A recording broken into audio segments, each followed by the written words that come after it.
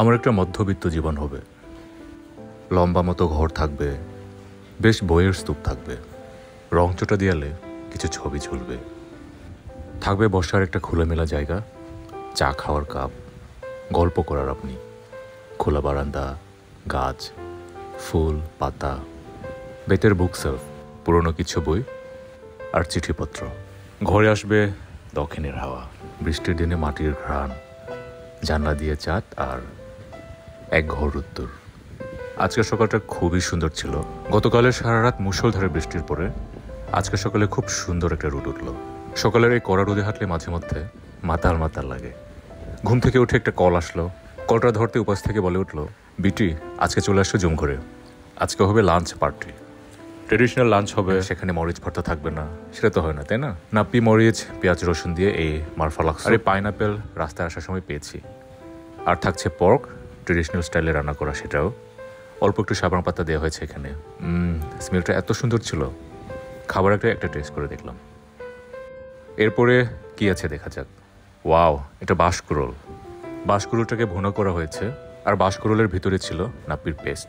আর এটাও বাঁশকুড়োল, ট্রেডিশনাল স্টাইলে রান্না করা। Good morning beautiful people. আজকের সকালটা একটু গ্রিন টি দিয়ে স্টার্ট করার চেষ্টা করলাম। তারপর লাঞ্চের জন্য প্রস্তুতি অ্যাজ ইউজুয়াল। ডাল ছিল বাসায়, ডাল রান্না করলাম। এরপরে ফিশটাকে ট্রেডিশনাল স্টাইলে রান্না করা। প্রথমে গরম গরম নাপ্পির পানিতে পেঁয়াজ, রসুন, আদা এবং পাহাড়ি মরিচের পেস্ট সাথে হলুদ, এবং যখন টকবক করে ফুটতে থাকবে তখন দিয়ে দেব ফিশ। 50% তা না হলে দিয়ে দেব শুকনো পাহাড়ি ধনেপাতা, যেটা জমে পাওয়া যায়। তারপর ব্ল্যাক পেপার আর সাবরাং পাতা।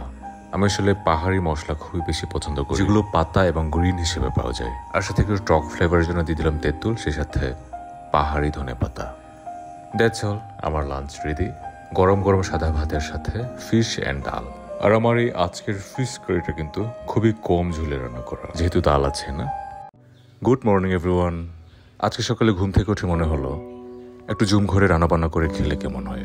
যেই ভাবা তাই কাজ। জুম ঘরে পৌঁছতে সোজা কলাপাতা খুঁজতে নেমে গেলাম, কারণ আজকের রেসিপিটা ছুরি শুটকির এবং কলাপাতা দিয়ে। ছুরি শুটকিটাকে খুব ভালো করে পরিষ্কার করে নিয়ে সেখানে অ্যাড করবো পেঁয়াজ, আদা রসুন বাটা, সেই সাথে মরিচের পেস্ট আর এই জুমের ধনেপাতা, সেই সাথে হলুদ এবং পরিমাণ মতো তেল। সবকিছুই ভালো মতন মাখিয়ে নিতে হবে হাত দিয়ে। এরপরে কলাপাতা দিয়ে স্টেপ বাই স্টেপ মুড়িয়ে নিয়ে রেখে দিব কয়লার উপর। কোনো হাঁড়ি পাতে লাগবে না। এভাবে কলাপাতা দিয়ে মুড়িয়ে রান্না করার পর কিন্তু খুবই সুন্দর ফ্লেভার আসে।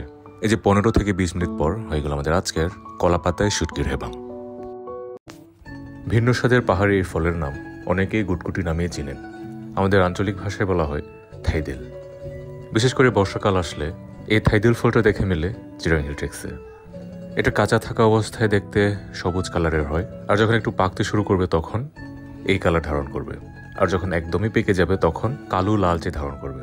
তখন খেতে খুবই মিষ্টি হয়। তবে কাঁচা থাকা অবস্থায় এই ফলটি খুবই টক হয়। সে কারণে আমরা নাপ্পি, মরিচ, লবণ দিয়ে একটা পেস্ট তৈরি করে সেভাবেই খেয়ে থাকি, যেটা লাক্সুক নামে পরিচিত। Hello everyone. আজকের বিকেলের সানসেটটা অনেক সুন্দর ছিল। সকাল থেকে রোদ বৃষ্টির খেলা চলছিল। হঠাৎ রোদের দেখা মিলে আবার হঠাৎ বৃষ্টি। আমি সকাল থেকে পাহাড়ের চূড়ায় বসে এটা খেয়াল করছিলাম। পাহাড়ের বুকে কান পাতলে অনেক কথা শোনা যায়।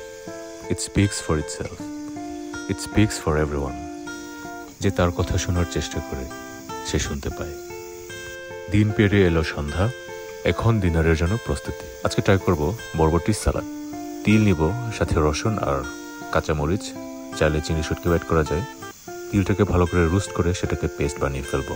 এরপর কুচি কুচি করে কাটা বরবটি অল্প তেলে হাফ সিদ্ধ দেন সবকিছু একসাথে মিক্স করে হয়ে গেল আমাদের আজকের বরবটি সালাদ। চাইলে একটু হালকা টকের জন্য লেবু অ্যাড করে যেতে পারে।